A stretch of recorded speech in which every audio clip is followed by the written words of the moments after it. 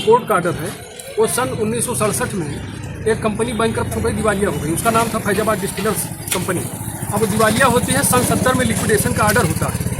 और उससे पहले से यहाँ लोग ये जो हैं प्रॉपर सेल डीड के जरिए और जो भी इनकी चेन ऑफ पोसेशन रही उसके जरिए यहाँ दशकों से रह रहे हैं, उससे पहले से। अब मनमाने ढंग से कोर्ट पर भ्रामक और तथ्यहीन चीज़ों को प्रस्तुत करके और इसको कंपनी के एसेट बता करके आज 2026 में जो आदेश आया है कि जो प्लॉट्स कंपनी के नहीं हैं उनको भी ये लोग अपने पोसेशन में लेने के लिए आमादा हैं। लिक्विडेशन से जो लोग आए थे उन्होंने 14 नंबर प्लाट हमारे सामने है, 11-12 नंबर प्लाट इधर है, आबकारी गोदाम उनका है, वो राजस्व अभिलेख में आप देखेंगे 4, 13, 15, 13 नंबर ये सार्वजनिक मार्ग है, यहाँ सार्वजनिक मार्ग बन चुका है। अंग्रेजों के ज़माने में आपकी प्रॉपर्टी थी, तब से राजस्व अभिलेख आपको कई बंदोबस्ती हुई, कई बार संशोधन हुआ, उस पर आपने आपत्ति दर्ज नहीं कराया। ये मुकदमा चल रहा है कंपनी पेटिशन नंबर 8 1967 से हाई कोर्ट लेकिन आरोप ये भी है कि आप लोग अवैध तरह से रह रहे हैं। देखिए अवैध मुकदमा बहुत पहले से, अब उसका फैसला आ गया है तो आप लोगों को खाली करना चाहिए। देखिए ऐसा है, अवैध आपने कह दिया, अवैध कहने का कोई आधार भी तो आपके पास होना चाहिए। यहाँ पर लोग प्रॉपर सेल डीड के जरिए रह रहे हैं, आबादी लैंड है और दशकों से यहाँ काबिज है। मकान की हालत आप देखिए, कोई भी मकान 30 साल 40 साल 50 साल से कम का नहीं है और यहाँ आकर के अपनी दावेदारी कर रहे हैं। आपकी मीडिया जो भ्रामक खबर चला रही है उस पर भी हम लोग का खंडन है। इसको बंधक भूमि पर बनी 50 से अधिक कोठियाँ 60 बीघा जमीन पर अपनी दावेदारी कर रहे हैं नाका क्षेत्र में। संभव है? 60 बीघा कितना बड़ा रकबा हो जाएगा? ये डिस्टिलरी कंपनी का है।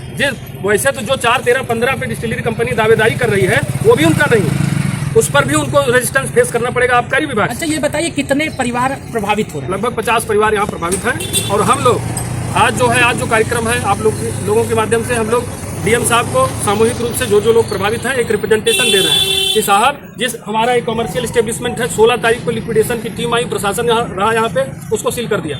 मैं इनसे पूछना चाहता हूँ क्या मैं मुकदमे में पक्षकार था? मुझे मुकदमे में पक्षकार बनाया था आपने? तो अगर नहीं बनाया था तो वो आदेश मुझ पर बाध्यकारी कैसे है? क्या मुझे सीलिंग ऑर्डर की नकल जो प्रति है प्रोवाइड कराई गई? क्या मुझे पहले से नोटिस दी गई?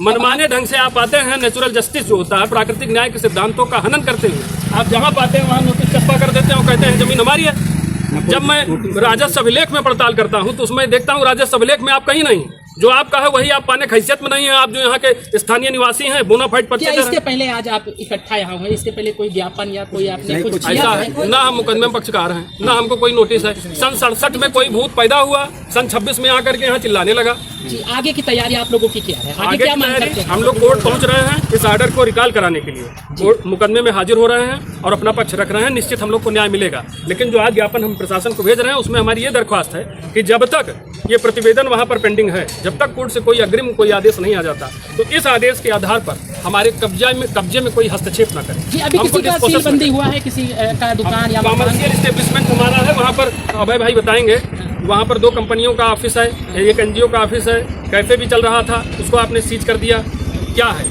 राइट टू प्रॉपर्टी का वायोलेशन किया आपने, आर्टिकल 21 का आपने वायोलेशन किया, हमारे संवैधानिक लीगल राइट सारे राइट्स का आपने वायोलेशन किया। आप प्रशासन में है, मनमानी ढंग से आप हमको डिस्पोसेस नहीं कर सकते हैं। आज हम रोहिंग्या नहीं है यहाँ पे, आप आएंगे ऐसे बुलडोजर एक्शन करेंगे। आज आप लोग आगे क्या करेंगे? आगे डीएम साहब को रिप्रेजेंटेशन है कि अपनी प्रशासनिक गलती को सुधारते हुए प्रॉपर्टी की डिसीलिंग कराएं और यहाँ जो लोग हैं उनके कब्जे में हस्तक्षेप न करें। दूसरा हम लोग 28 तारीख को कोर्ट जा रहे हैं और कोर्ट में अपनी बात कहेंगे। क्या नाम है? गुलशन तिवारी नाम।